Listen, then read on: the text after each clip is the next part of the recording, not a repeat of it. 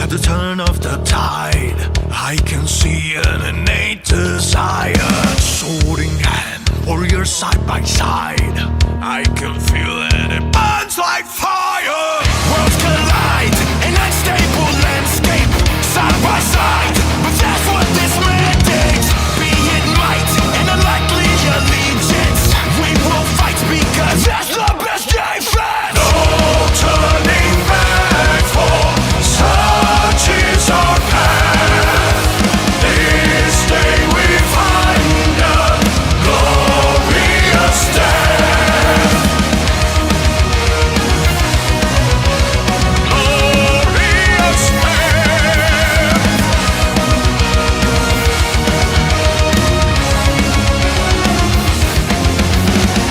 Our goal, our mission is clear.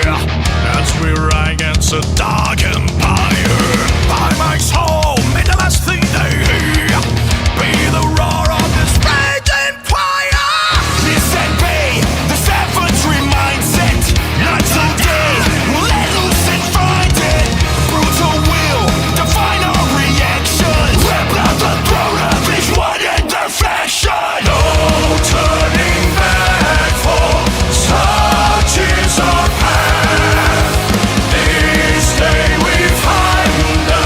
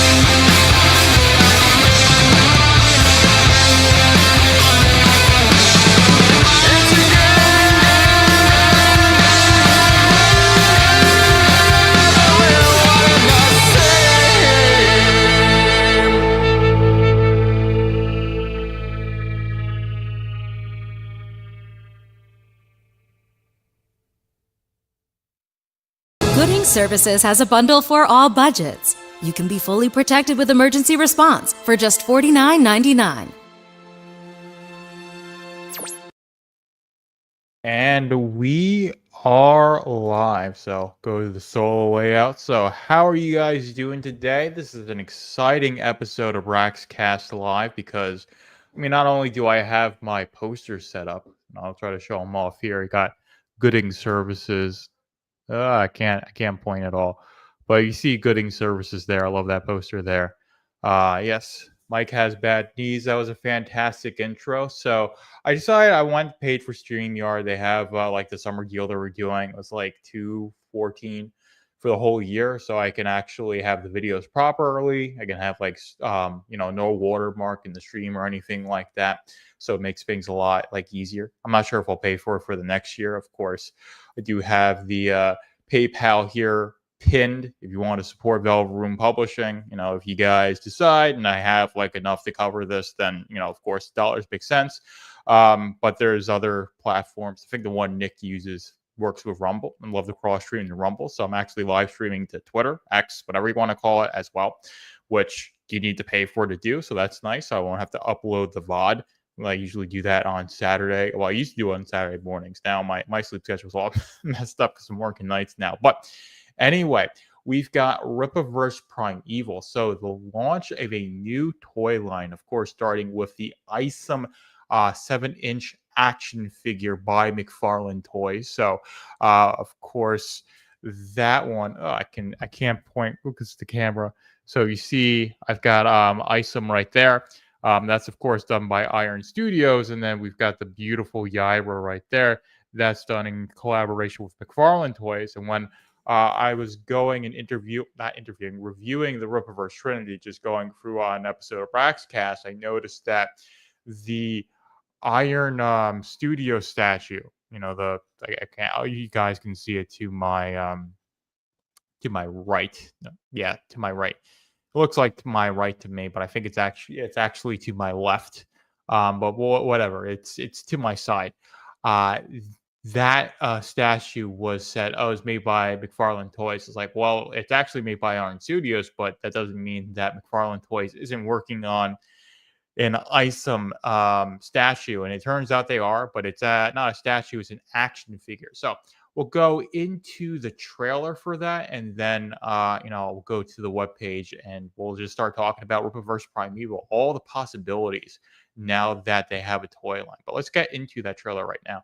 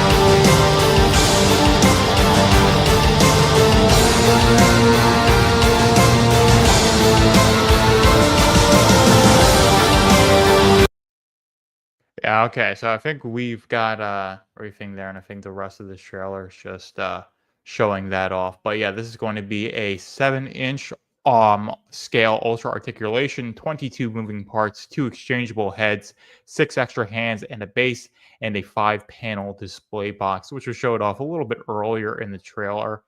Not sure if it showed off in the trailer, but we can actually switch over to this screen right here, and we can make this full screen. Get me out of the way. You guys don't need to see my face right now. I actually got a comment saying like, "Oh, you actually have a face," and it's like, yes, I do. I didn't show it super often, but now that I'm in this area, and this is a bit of a low resolution picture, but of course we got ISOM 1 cover A on the inside of this box. Then here you go. You got the full box that's going to show it off. Of course, this is coming with like the regular one for $40, and Mike has bad knees is saying I'm going to have to pause on the discretionary spending. I understand that July was my month where didn't budget for anything at all. But now I got a budget, got to pay utilities and the rent and all of that. So going to be much more on needs rather than wants. But I was able to snag these, and this was not the most expensive. Terms of like the statues, the Yaira statue was $500. The Isom statue, I got that with like the shirt and I think like a cover D, and that was $300. But this, I was like 127 because I got the collector's pack, of course, because you get one just regular. So I'll have one where I'll take it out of the box and I'll show all the heads and articulate it fully on Braxcast and that overhead setup right there. And then you have another one that has a certificate of authenticity. That will stay in the box. That'll be the nice little collector's item. And of course, I actually got 2 of these Dokemon cards. So eventually I'm going to do a giveaway because I got a bunch of Rippaverse stuff. And I think doing it with this Dokemon card is going to be really epic. So stay tuned for that. Of course, when I get the Dokemon card in my hands, I'll keep one for myself so I can review it on Braxcast. And of course, have it part of my ever-growing collection of Dokemon's archives. But the one I will give away to a fan. Don't know exactly how I'll do that yet. That's way down the line since, like Mike said, this is running for a while. It's going to be over 100 days. So this is going to end at the end of Q4. I think this is going to run until November. And this will probably fulfill saying sometime by Q1 2026. So it'll be fulfilling by the end of March if I have that time correctly, which they typically like to give themselves a lot of time to fulfill stuff. And of course, when you're working with McFarlane Toys, then you have to kind of be on their schedule because they manufacture a lot of stuff, not just for themselves.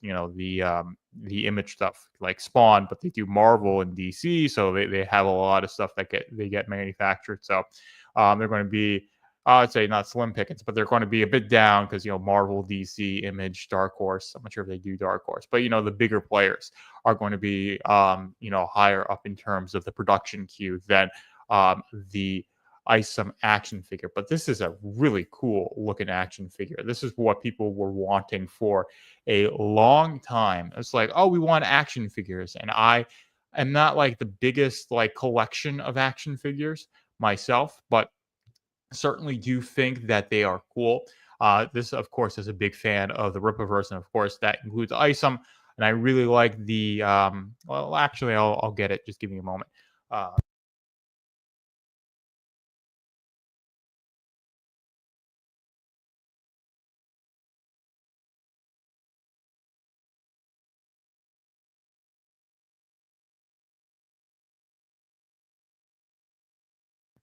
Yes, and let's see. Yes, and we are back. Sorry about that, guys, but I wanted to get this Isom statue right here. So if you can, oop, you can put this down here.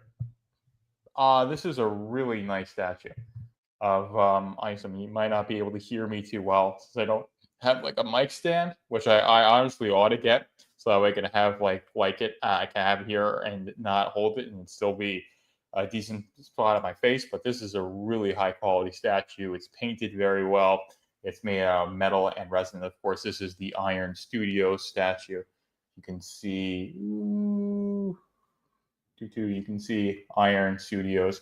That's on the base, and of course, the McFarlane toy statue is a really nice, the Yaira one, and I can honestly get that here. So we'll do that, but just give me a moment.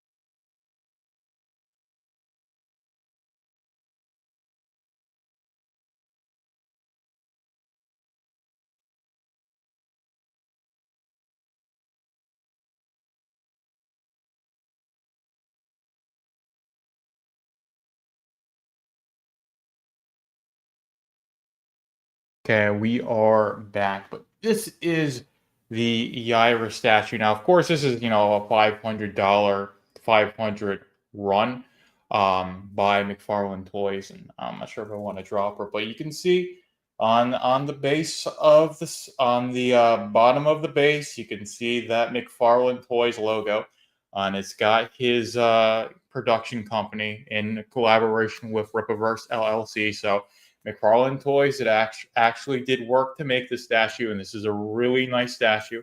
Her eyes don't have any pupils because that's indicative of her power, so she's not cross-eyed or anything like that.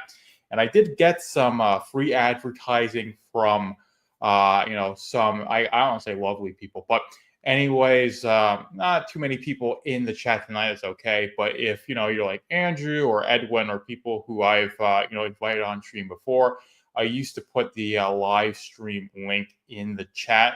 I'm gonna do that through DMs now, since I'm getting a bit more awareness from the A-logger community, from the anti-Rippaverse community. It's all well and good if they like me, they don't like me. That's none of my business. But prevent anybody, from coming on and just trolling the stream. I'm going to share out those invite links through the DMs. But yeah, nice to have some free advertising. Also, this is a really nice statue from McFarlane Toys. And this is, of course, what they worked on with Rippaverse. So this is going to be, I think, indicative of the quality that we're going to see from the Isom statue. Of course, not the Isom statue, the Isom action figure. Of course, the Isom action figure. We'll put it here, and we'll put this away for now. Put that over there. Oof, right there. She should be safe right there. And then I'll put it back later. But anyway, I really liked the really liked the Iris statue. But yeah, okay, and there we go. Perfect. Okay, we are back on we are back on track. Man, I feel like everything is just an absolute disaster. But this is going to be really interesting to see. Of course, this hasn't sold the absolute gangbusters. 223, 16,000 sold. But like Mike said, people have other priorities than buying action figures, and I think it's going to be really interesting to see if they can get this into local comic book shops, because toys and merchandise is where a lot of your sales are going to be from if you're an LCS. And I think something like this, especially if you packaged it with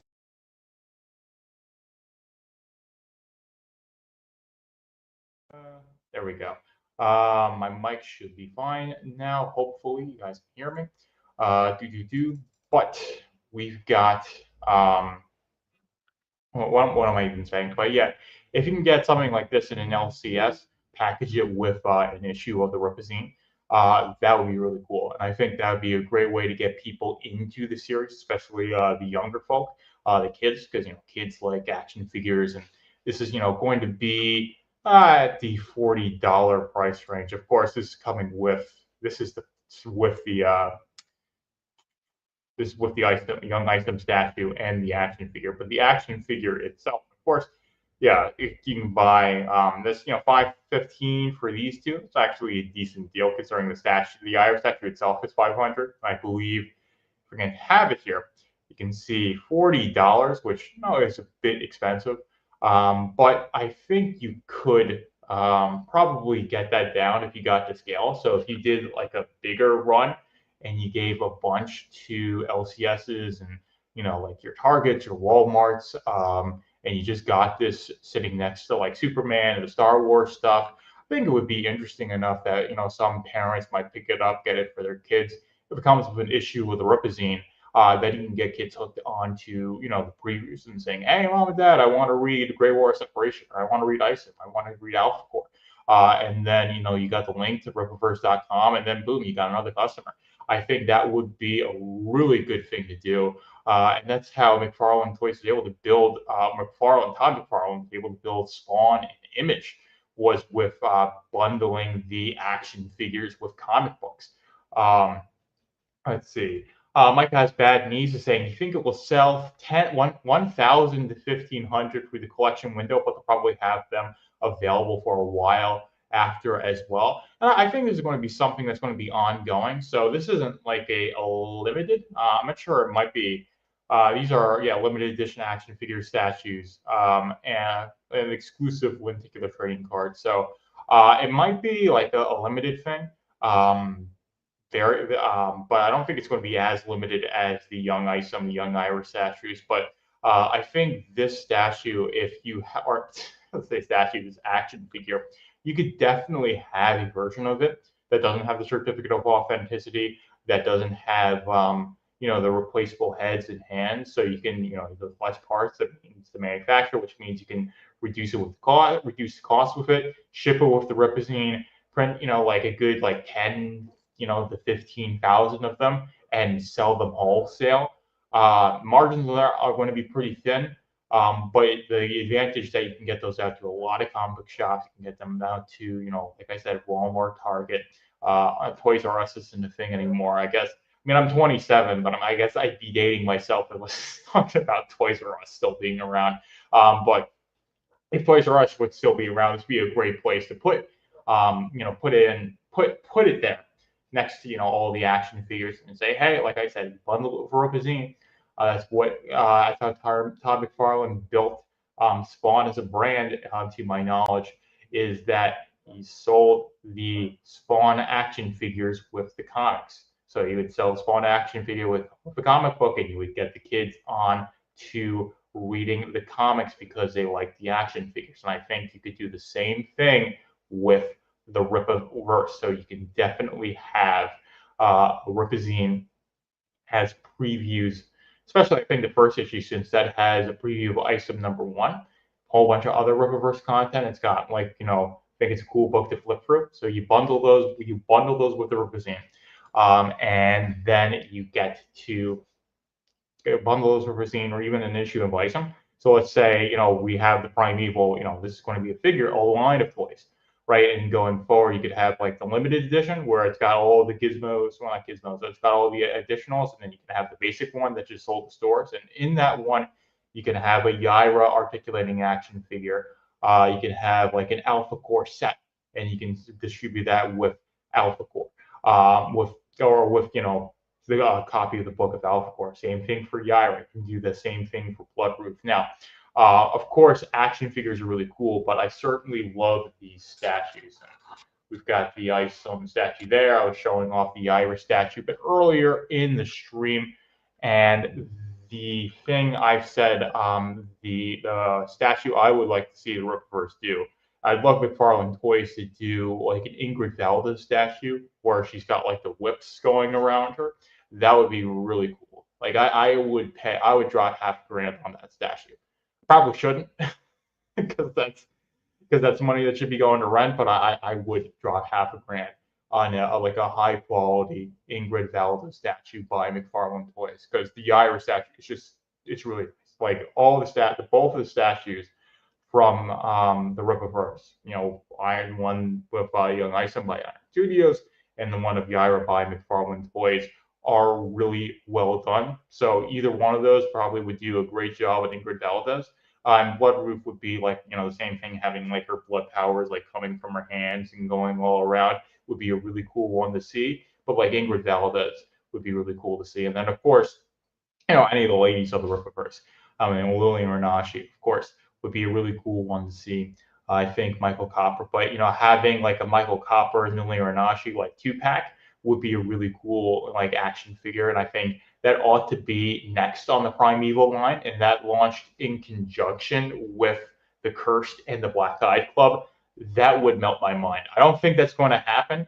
I'm sure if they're big enough characters to justify doing that, but that would be a really cool thing to do. And I did get a comment. I believe it was, I'm not sure it was Sooner GM. I can't remember exactly who, and I apologize for not, but speculating on if we would get the Cursed and the Black Eyed Club in time for Halloween.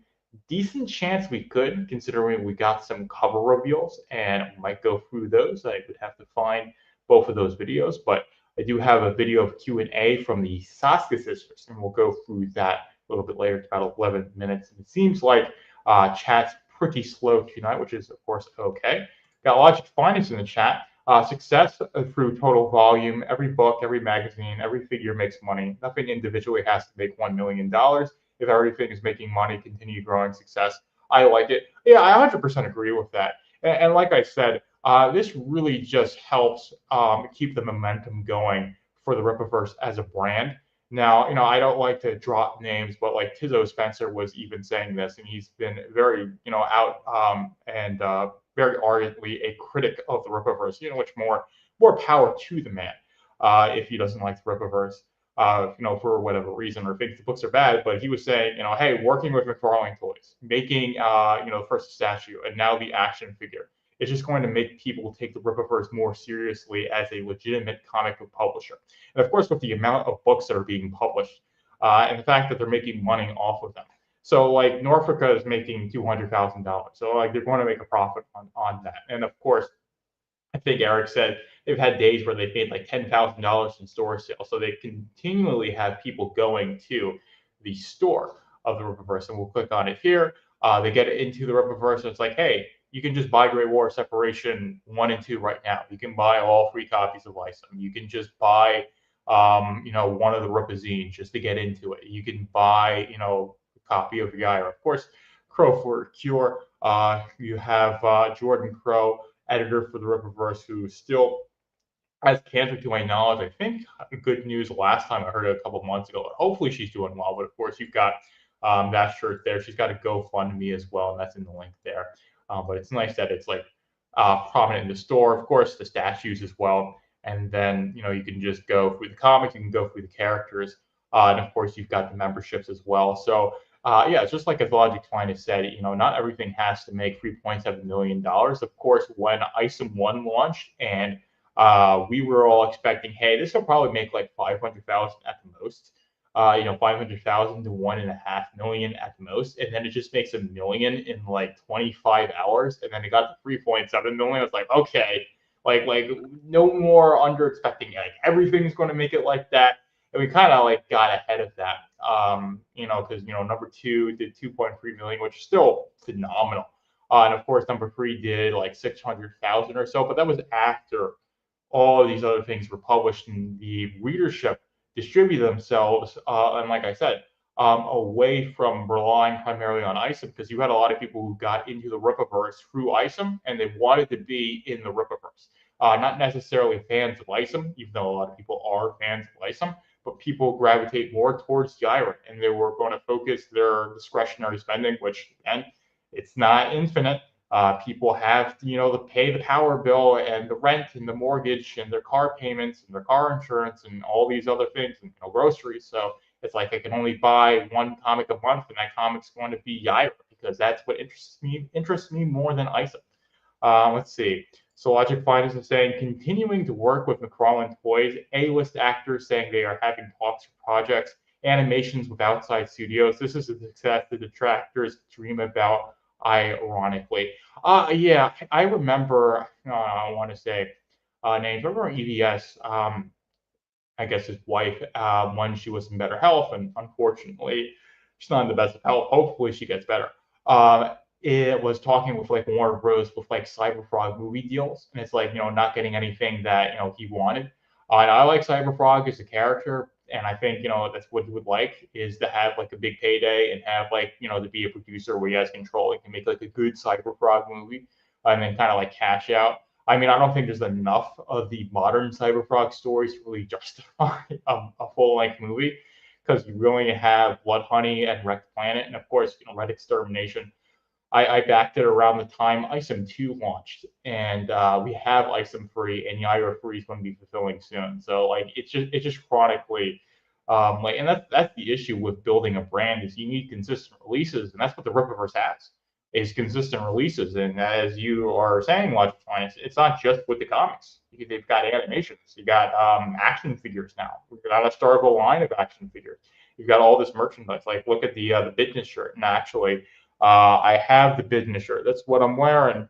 This is our good business practices is, you take people's money and then you actually give them what they paid for in a timely manner. And that's, of course, not universal to crowdfunding, being chronically late. I just reviewed Perfect 10 issue 5, and that came pretty timely. Dave Brink does great work. Sometimes can be a bit late, but he's just one guy in the Netherlands working with a bunch of other people who do this probably part-time in between, other projects and jobs. And they do great stuff, and they do it very timely. Iconic Comics is doing great work. You've got John Bua, I can never remember it. John's Longbox does fantastic work. Heroic Tales #1 is really good. #2 is on the way. I did finally back that. Of course, you've got Reenie's Fiendish. She does really good work, and they use Indiegogo, FMC, Kickstarter, and they do, the crowdfunding business model. They do justice to it. It's just that you've got a select group of people who really haven't and have gotten the artist mindset of, oh, it gets done when it gets done. You can't rush perfection. It takes time because working with artists is like herding cats, and that's the issue with like editors and artists, is that the artists don't really want to get stuff done by the deadline. And if you're going to be your own boss as an artist, you have to set deadlines for yourself and actually stick to them.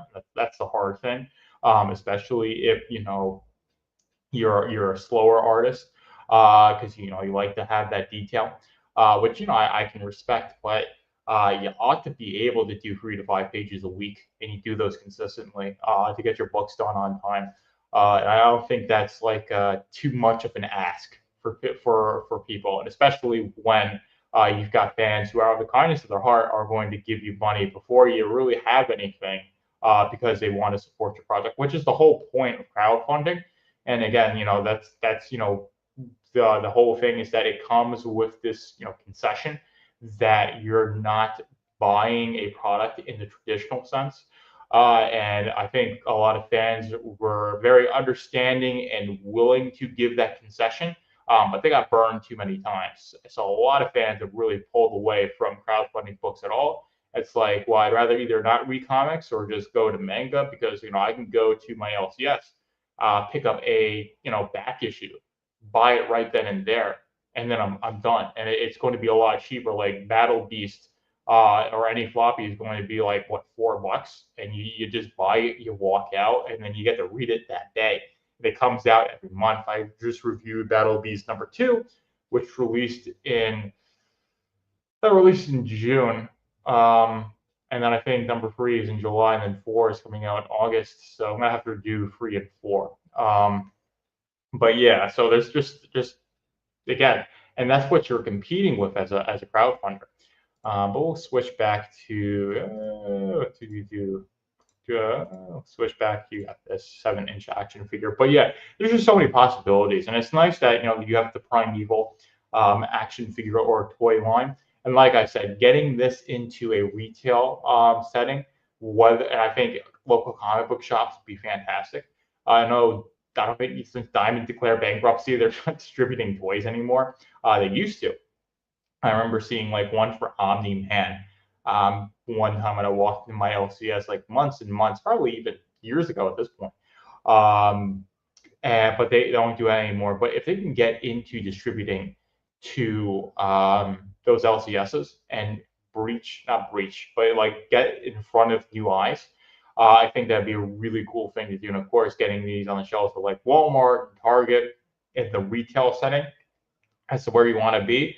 I don't think you really ought to like get this onto like Amazon or Target or Walmart's online stores, or the online stores for other online retailers. I think that's not entirely an illegitimate thing to do, but I think getting, like I said, into those local comic shops, those Walmarts, and you remove some of the like exchangeable heads. Maybe instead of it, if maybe you just have one head, one hand, instead of how many ever it was. I forget exactly, but we can go through go to the video.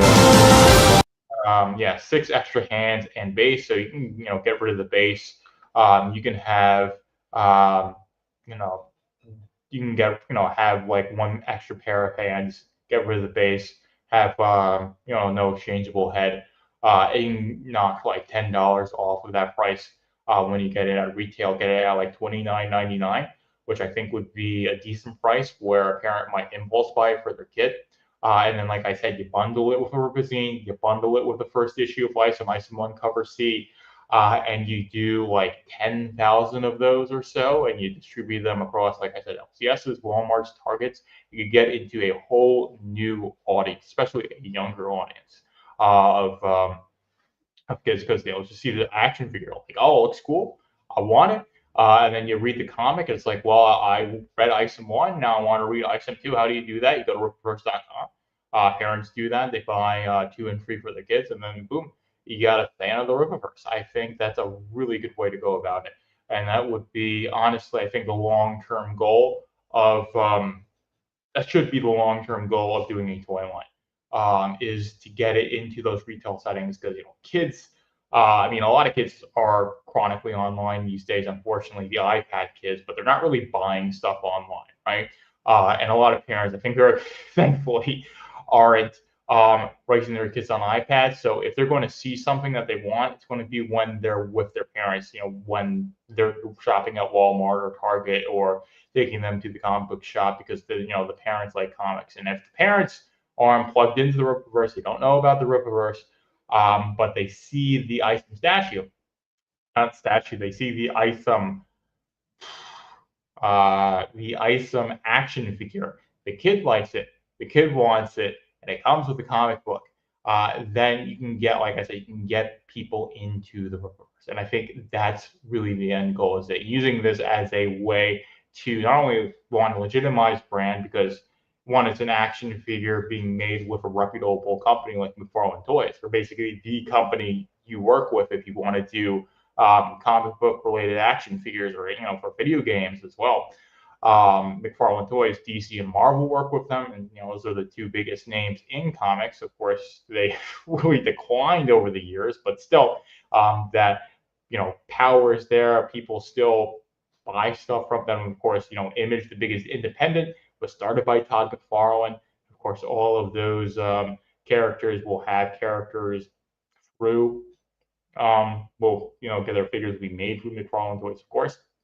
And then you got a whole bunch of other companies that work with McFarlane Toys. So the company that makes these toys is going to be working with the Rippaverse to make not only, I imagine it's not going to stop at Item.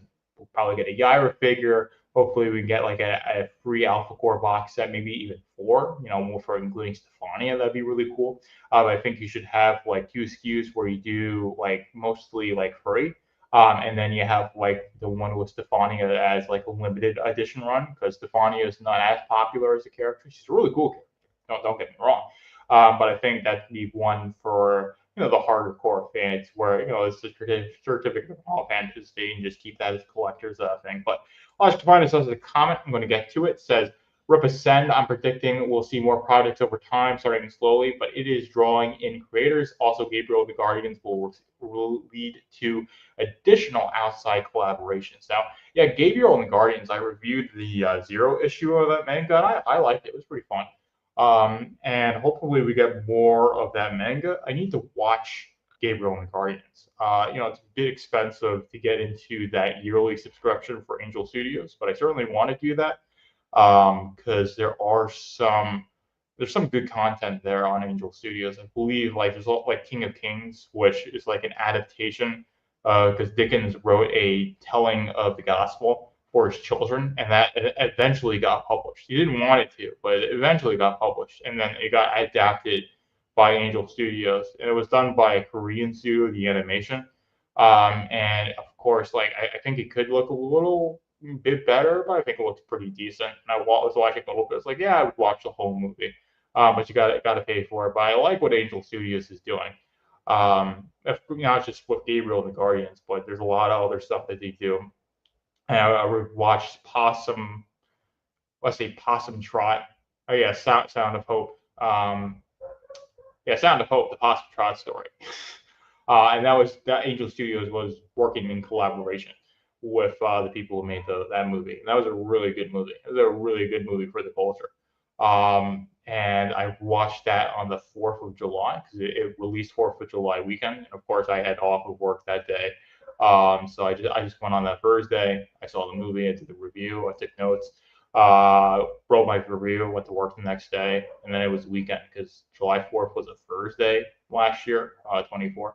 But But yeah, it was a really good movie to watch. But anyways, if pretty slow tonight. Maybe I didn't get it out in time. Maybe people aren't used to like the 7 p.m. live time. Maybe it actually is Thursday and I should be at work right now.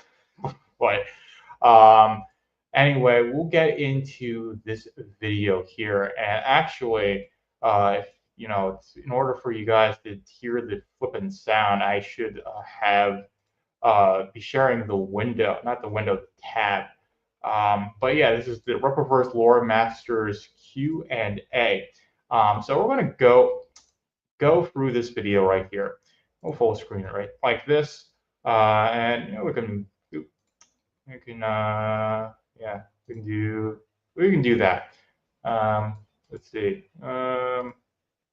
Yeah, that's let's see. No, yeah, that should be fine. If you guys want to see my face, do you guys prefer like this or that? Like, you guys want to see my face or do you not want to see my face? Like, because I'm fine with either. We'll just do it like this for now. But we will go through this Q&A. I'll give my takes on it. I haven't watched this one yet, so I'm going into this blind. But I think we'll watch this and then probably end the stream there. A bit of a slower night, but that's all good. I can ramble about the Rippaverse for the rest of my life because there's just so much stuff to talk about, and I love it all. I'm Jen Saska. And I'm Sylvia Saska, and we are the Saska sisters. Yeah, that's it. I like how you had a question mark after it. Like, I wasn't sure. I was confused. And we're also the lore masters for the Rippaverse. And writers of Yaira, Bloodruth, Catch and Kill, Michael Copper, The Black Eye Club, and Lillian Ronashi, The Cursed. And maybe... Yeah, I mean, first thing here is that they are doing a lot of stuff for the Rippaverse. Of course, I think Yaira and Bloodruth are probably my favorite things that they're doing right now. And of course, I haven't read Cursed and the Black Eye Club, but I talked about them, Michael Copper and Lillian Ronashi, in number 72 of the Braxcast. And of course, in that episode, I very wrongly stated that Will Conrad was the artist who did cover B of Alpha Core number 1, because I was thinking of a poster that he did that day, and his name was on my mind. So I kind of made that mistake there. So I'll rectify that. I apologize. Garfield called me out on it, but that was all well and good there. But we do have the fact that, like I said, the Saskas are not only just the lore masters, but are overseeing all the lore for the Rippaverse. They're actually building a lot of it because they're writing a lot of stories. So Catch and Kill is a short story for Pussy number 4. I believe they're writing, I'm not sure, I think it's the wrestling story in Saints and Sinners that they're writing. So they've got a lot of stuff for the Rippaverse under their belt. Of course, they got that gig by doing the No Restraints Played run of Black Widow, if I'm getting the name of that correctly. People really like that. Eric was a big fan of that. That's why he liked the Saskas. He wanted them to write for the Rippaverse, and the Saskas are very enthusiastic. Every time we talk about the Rippaverse, they're just very enthusiastic, which I absolutely love to see. They're as much of fans of the Rippaverse as we are, which is what you want to see from creatives. Where, as other creatives, like you talk to like an MCU director or actor, and it's like, well, I never read the comics. They told me not to read the comics. And I really don't care. I'm just here for the paycheck. That's the kind of mentality. It just kind of really saps your ability to enjoy the medium of or whatever is being created when you know that the people who are creating it really don't care for it as much as you do. But the Saskas, you don't feel that. You feel they have this energy, this enthusiasm, this passion, and you can definitely feel that in their work, especially Yaira and Bloodruth, which is what we have read.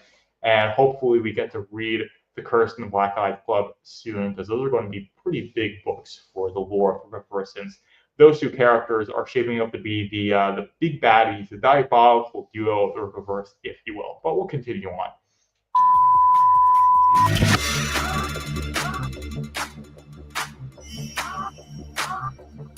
Oh, that's a good question. Would you think that Halloween is Sydney Bloodruth's least favorite holiday?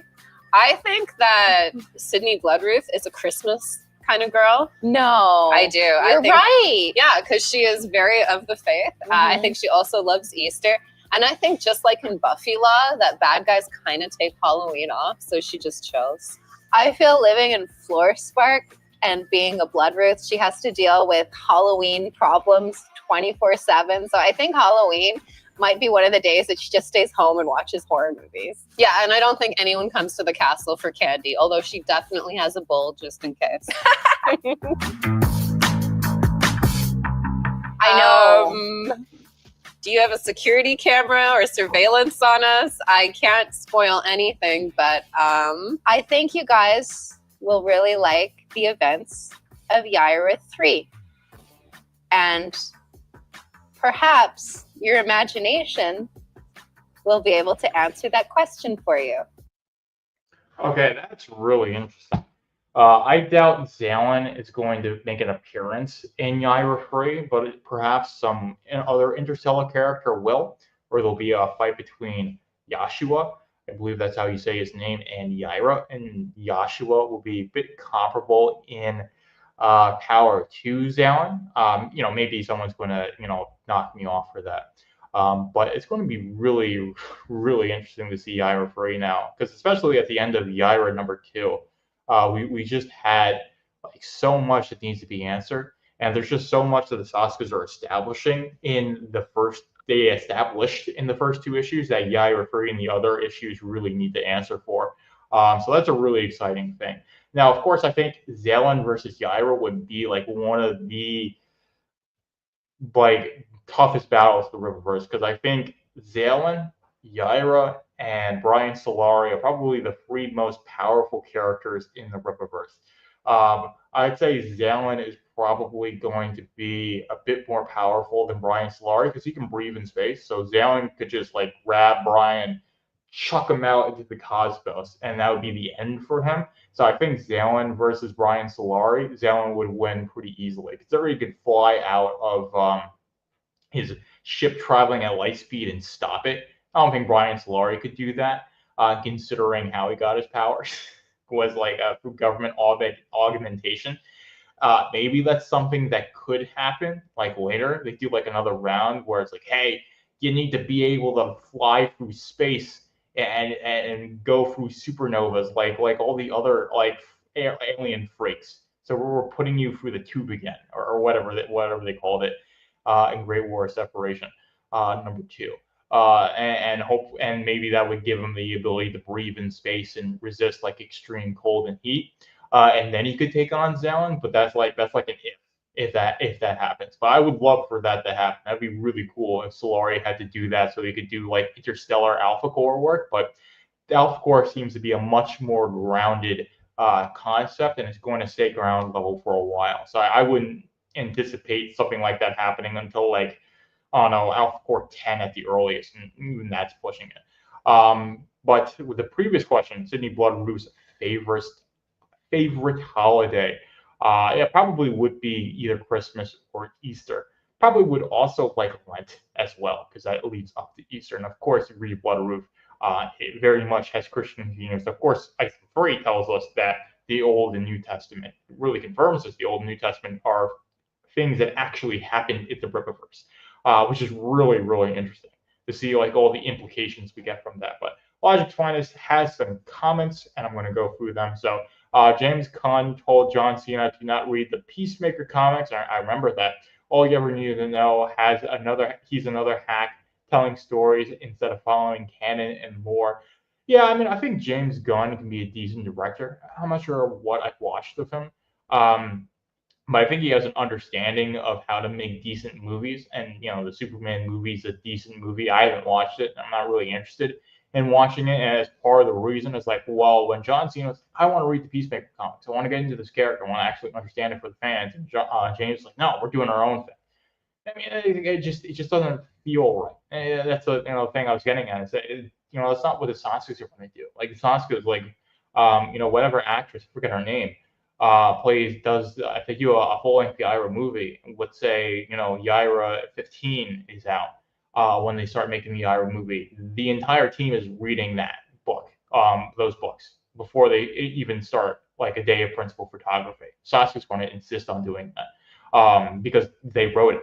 And they want everyone to understand what they're going for. It's like, well, we have the storyboards because we wrote them and Deborah Freedom drew them, and that's what they're going to go off of.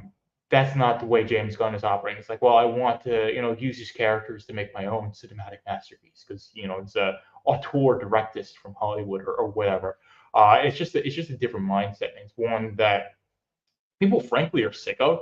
And people frankly do not want in comic book movies. They want them to be accurate to the comics. They want them to be faithful to the characters. And the best comic book movies are ones that do justice to the character. That's why I haven't read Blade, but I watched the Blade movie. But it's just really why people like Blade, because was it Wesley Huss or Wesley Snipes or Wes Anderson, whatever his freaking name is, plays the character well. It's just him going around killing vampires in a trench coat, and it's what people want from Blade. And it's why the Blade movie it's been in development hell, because they can't do that movie anymore because the culture at Marvel won't allow them to. It's so sad. They should be able to make They should be able to make Blade. Like just make a Blade movie. Just have him go around killing vampires in a trench coat and have him freak out because he's the Daywalker. Man, it's just so easy. They can't do that because you have to shove in, obese lesbians into every freaking plotline. It's ridiculous. But Logic Fun has got some more comments. Henry Cavill's a real fan. He wants to always follow canon and lore. Studios and hack writers especially don't like that. Dread's an awesome fan because it was canon. Also, not typical Hollywood. Yeah, I remember Cavill being a big fan. That's why he left The Witcher. I haven't watched the series, but he did not like how they were handling the writing of The Witcher, and that's one of the reasons why he left that project. And of course, when he left that show, it kind of just went disastrously because he was of course the headline of that show, and of course a lot of the viewership were people who never read the books or played the games. But of course, you've got women who find Henry Cavill to be very attractive. Of course, he is. He's a prime human specimen, and then watch the show purely for that reason. So he's got a lot of brand power or star power, I ought to say. Probably one of the last actors we'll see that actually has the ability to do that. That used to really be the case in the 80s and 90s. You'd watch the Schwarzenegger movie. This is what Andrew Mackie said. You watch the Schwarzenegger movie, or you watch a movie because Robert De Niro was in it, especially in the 60s. Oh man, I can't remember. Oh man, I had the name of some actor in my head. Let's see. Let's just admit that Zalen would destroy Yaira in a fight. I'd say probably. I probably would say Zalen would beat Yaira in a fight, but it'd be close. I wouldn't. I don't think we have enough information to make that definitive statement. But I would lean towards Zalen because Zalen was just so badass in his comic, man. God, we need more Zalen. Once Chuck is done, I mean, oh no, but whenever I was like, well, once Chuck's done with Alpha Core 2, and I think it's being colored, hopefully he's working on more Zalen, but I want him to work on more Horseman as well, because we haven't gotten Horseman 1 yet. I don't want to want Horseman 2 as soon as I'm done reading Horseman number 1. So I just want him to make more of Alpha Core, Horseman, and Zalen. It's all he has to do, 6 days a week, man, is just draw those pages for us, because we need more of those books. That's so good. So Gunn has made the exact same film his entire career. A weird, quirky niche with sight gags, slapstick humor, over-the-top silliness, and a heavy emotional subplot to make you forget it's not a good film. I don't think I've watched any of Gunn's films. So he says they're like cotton candy, look great, but all empty air, to each his own. But silly, basic, empty, shiny objects are not for me. Personal preference. Like I said, I haven't watched any of them. I just know they've done well, and people seem to like them. So I could watch, the Suicide Squad or things that he's done and agree with you on that, and decent chance I would. I just haven't, but I just know that people like him and people seem to think what he does is good. But let's go through the rest of this video. So we'll go and continue on. Space is a big place, but Yaira is a big personality, and so is Zalen. It is very likely that they may have crossed paths, or may in the future. Oh, wow. Oh, that's a good question. That would be such a fun, bloody issue, especially the way that Horse deals with things and Sydney deals with things. They're really opposites in a lot of ways. Yeah, and Patty would be like, are you on a date with this girl? Finally, Hector, you're dating again. I'm really happy. I think they would be good for each other in two different ways, but I don't think romantically. I think they would become really good friends where she would help him reconnect with his faith and he would help her learn how to shoot people in the face better, I guess. Yeah, he would be good with managing trash and disposing of trash. Yes. Definitely. In a way that Sydney, because Sydney is an I'm going to save you kind of girl.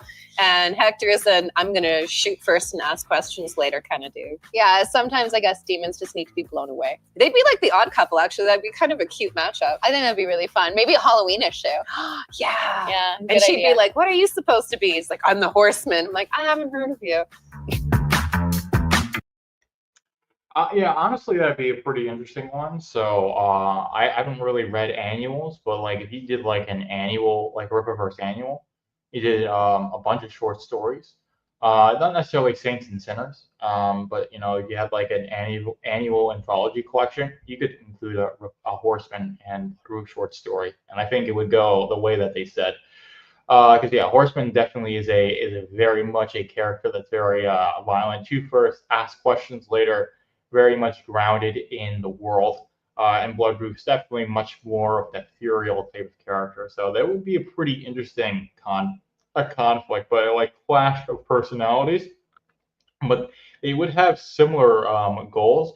They just go about it in extremely different ways. Now, interesting would be for me would be Isom and Horseman, because Isom and Horseman are definitely very physical characters. Although Isom seems to be much less of a vigilante than Horseman is, who's explicitly one. I'm not sure exactly what Isom's status with the law is, but he does not seem to be in the good graces of the law like the Alpha Corps is. But he doesn't seem to be like that well known because I don't know, the hospital didn't know about him in Isom #1. Of course, Alpha Corps couldn't figure out who he was. So, I mean, he's been out of the game for a while, probably, I don't know, 5, 10 years. We're taking a guess. But what's like I said, I love a Young Isom series.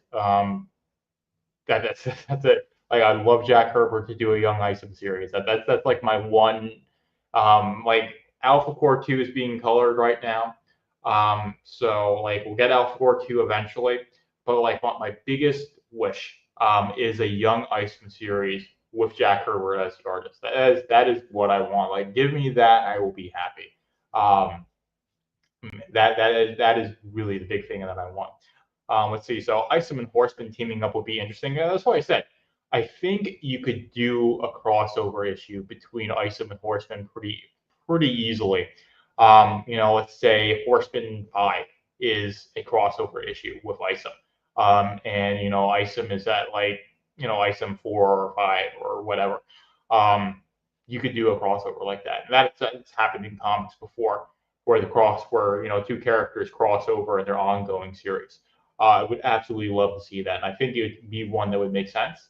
So I think Bloodroof and Horseman is more of like, oh, that's interesting. But I think Isom and Horseman would be one that would actually make sense and one that really ought to happen. We'll power through the rest of it. Only 2 minutes through. We've streamed for over an hour. So we're going to go through this, give quicker responses, and then call it a night. Within the Rippaverse, that's hard to pick. I'm a Zaylin girl. Yeah. Everyone at the company knows that I am so hot for Zaylin. I love him. He is the king of walk in peace. And on the other hand, he's what kills must die. Get a guy who can do both. 100%. I love the Horseman.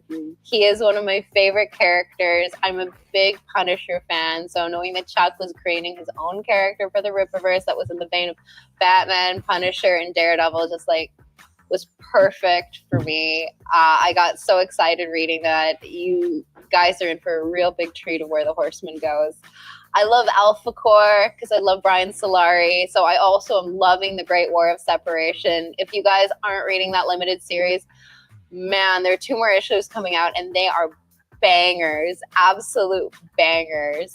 I have a somewhat controversial answer. I really like Michael Copper, Black Eye Club. What? Shh.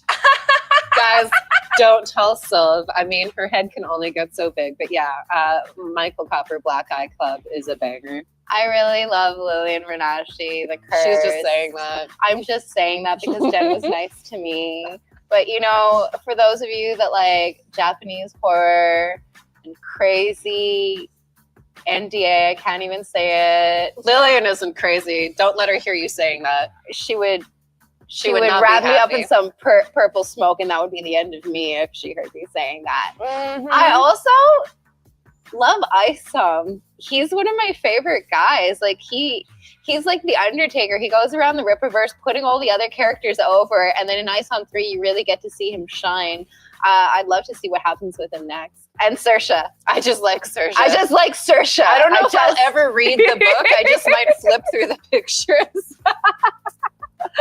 She's so hot. Yeah, she is really hot. How often do people ask, "Are you twins?" Like never, right? Never. I've I've never never heard heard it. that question even Never once. before. No, that's weird. Actually, when we go through airport security, people are always like, "Oh, you're Canadians. Did you get through security okay?" And I'm like, the only thing they ever ask is, "Are you twins? Which one's older? Do y'all have boyfriends?" Do you ever play tricks on them? Because like if I had a twin, I'd play tricks all the time, and we're like, Mr. Security Person, I would never play a trick on anybody at any time. I'm a good citizen. Please let me into the country. Exactly. So originally. So we'll go give my commentary there. So yeah, Mike has bad news. Agrees with me on Horseman and Iceman teaming up would be interesting. Horseman getting equipped by Gooding. I definitely see that happening. I think we'll get good input into Horseman number 1, telling us how he gets equipped. I forget his name, if it was Rex, or I'm sure it was Tex, but whatever his name was, we'll know. I'll know once I read Horseman number 1, and for sure is going to equip Horseman, because I think it's going to be him that's going to equip Horseman. Now, of course, he could be like stealing this stuff or reverse engineering stuff from Gooding Services. And of course, it's not like Gooding is super expensive. Packages start at only $49.99. Folks get in today for Gooding Services. But we will see that. But even if he does have someone who's his like Q, James Bond, it does not preclude him from working with Gooding. And I don't think Gooding really cares, because he was willing to work for Michael and Lillian.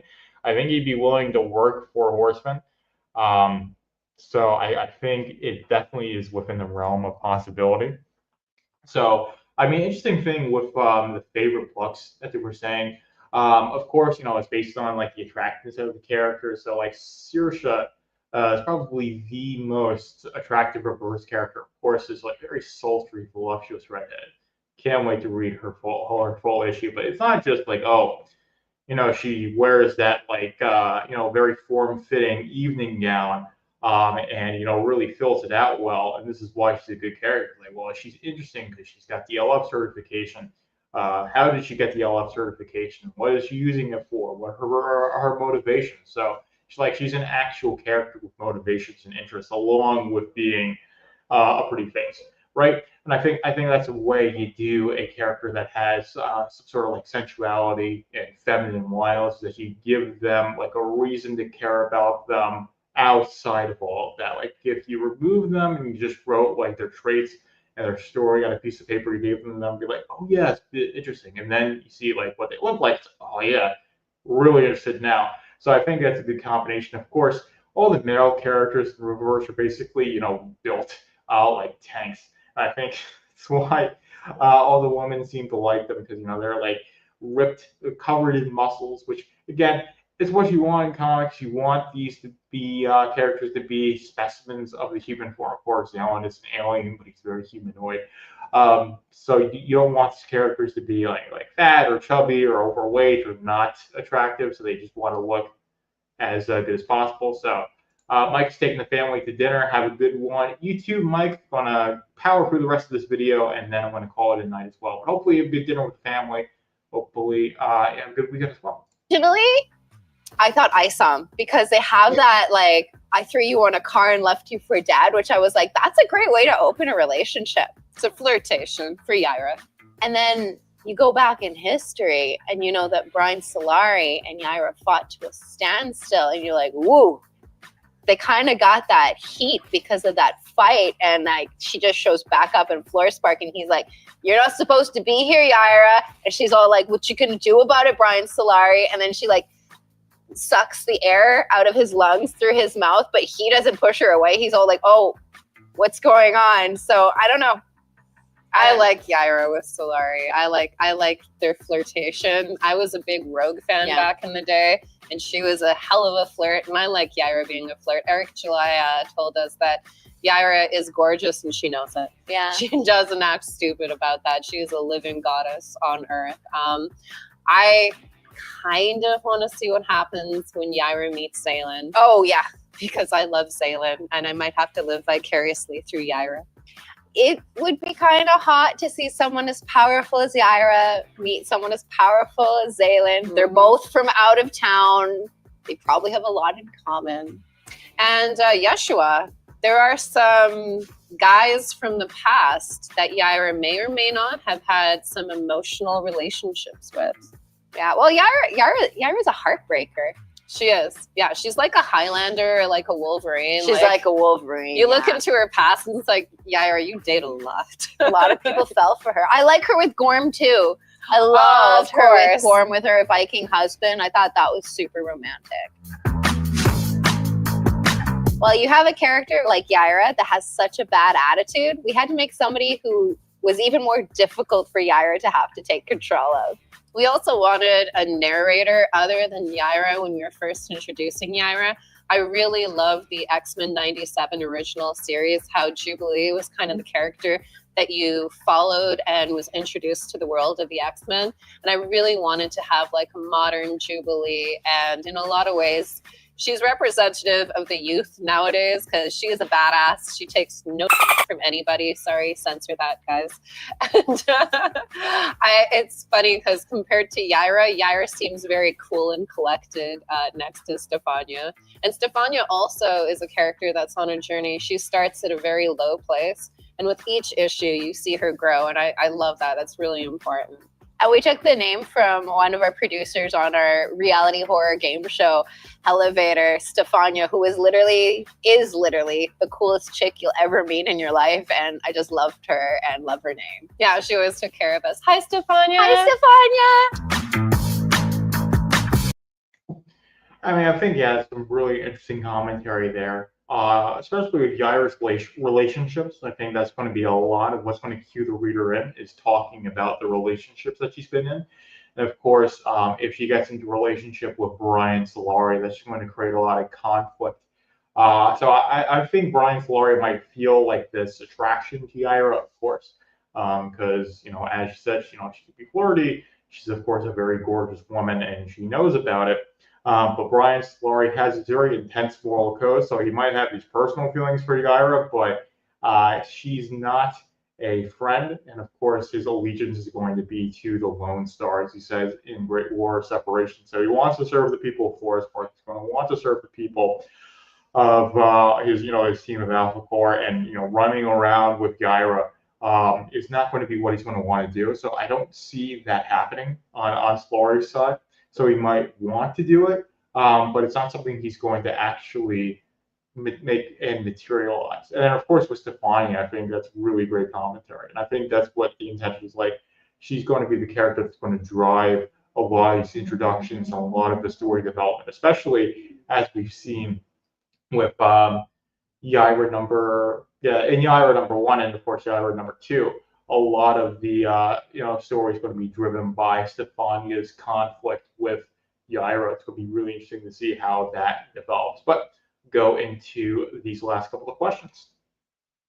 It definitely came from our love of the Daily Bugle and the Daily Planet, and how in every comic universe you need to have the media.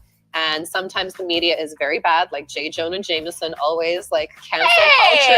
He's always canceling. He just doesn't like Spider-Man. He has his reasons. To be fair, he doesn't like guys in masks, and that kind of makes sense. But also, Peter has a lot of reason to keep a mask on. I loved having that opportunity because we started with Yaira and then with Bloodruth, and then we were writing Michael and Lillian. So we were writing all these very powerful characters, whether it's with superpowers or with its powers of the position that they've been put in.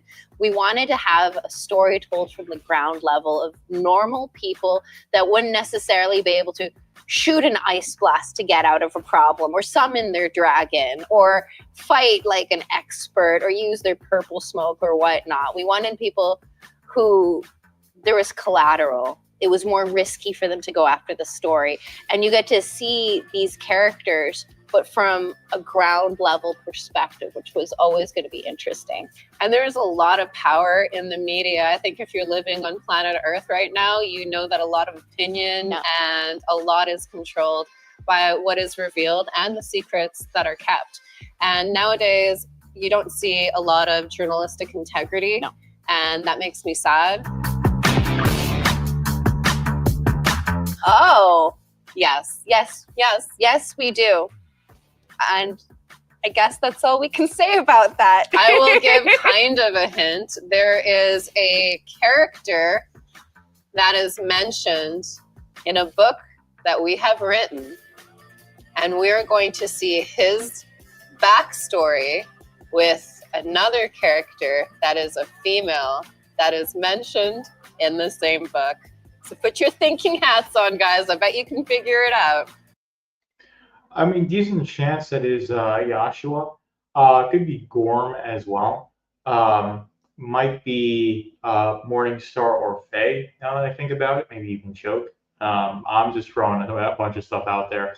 It's going to be really interesting to see new characters. Of course, it's very vague. It's going to be a lot of thinking. I'm not necessarily going to be able to figure it out. I'm like the worst with accurately pinning down theories. Although I think I got like Tuna, the Tuna short story. Like I was actually one who I actually did predict that decently accurately somehow. But that is really interesting stuff. And of course, having the media in the Rippaverse is going to be really interesting. So catch and kill is going to be a great thing. And yeah, having a character that's non-powered, that isn't really willing to use lethal force like the Horseman, and isn't trained in how to do that, one who's just a journalist trying to get that story, it's going to lead to a much more riskier one if you're trying to pursue like what the Alpha Corps is doing. Are they corrupt? And of course, what's going on with Yaira and all these other characters that are super powered and flying around, and like the return of Isom.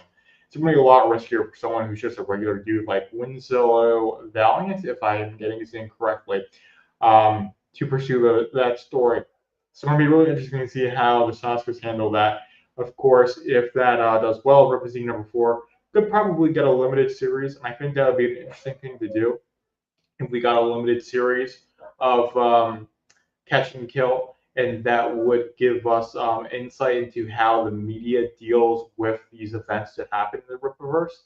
And then going forward, you could just have catch and kill or Winslow appear as a side character and have that like really deep context. It's like, oh, if you want to know why Winslow does stuff like this, read Catch and Kill number 4.